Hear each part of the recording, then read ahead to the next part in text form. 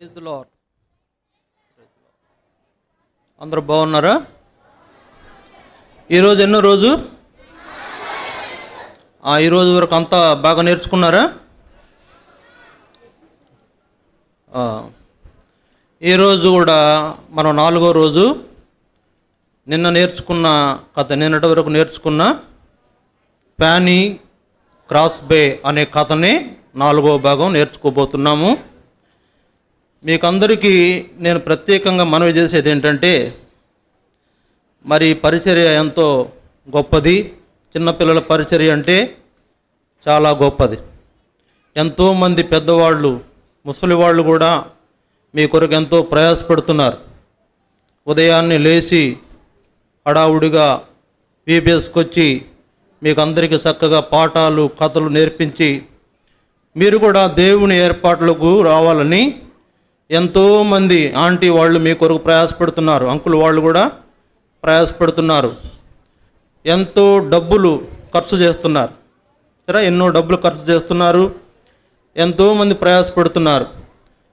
కాబట్టి మీరందరూ కూడా నిర్లక్ష్యంగా ఉండకుండా ప్రతిరోజు చెప్పే కథలన్నీ కూడా శ్రద్ధగా విని మీరు కూడా దేవుని ఏర్పాటులోకి వచ్చేవారు ఉండాలనేదే నా రిక్వెస్ట్. అందరినీ ప్రేమతో చేతులు జోడించి మిమ్మల్ని బ్రతిమలాడేది ఏంటంటే, శ్రద్ధగా కథ వినండి. చాలా మంచి కథ. ఫ్యానీ క్రాస్ బే అనేటువంటి ఆమె స్టోరీ నేను రాత్రి చాలా జాగ్రత్తగా పరిశీలించాను. ఆమె చాలా గొప్ప వ్యక్తి. అందురాలైనప్పటికీ కూడా దేవుని ఏర్పాటులో తన జీవితాన్ని మరి ఆమె తెచ్చుకుని దేవుని కొరకు జీవించింది. అనేకమైన పాటలు, మనం పాడే పాటలు కూడా ఉన్నాయి వాటిల్లో. రాత్రి గమనించాను నేను. మనం పాడుకునే కొన్ని పాటల్లో కూడా ఆమె ఇంగ్లీష్లో రాసినవి తెలుగులో ట్రాన్స్లేట్ చేస్తే ఆ పాటలు మనం కూడా పాడుకుంటున్నాం. కొన్ని విన్నాను నేను. అందువలన ఆమె జీవితం అందరికీ ఆదర్శం.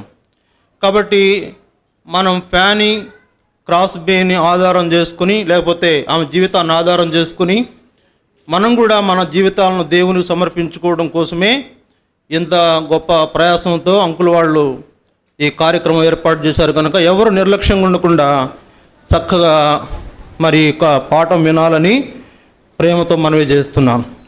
ఈ యొక్క పాఠం పేరేంటి? ప్యానీ క్రాస్ బే. కనుక ఈ పాఠం 4వ పాఠం. మొదటి 3 పాఠాలు ఏమిన్నాం మనము? ప్యానీ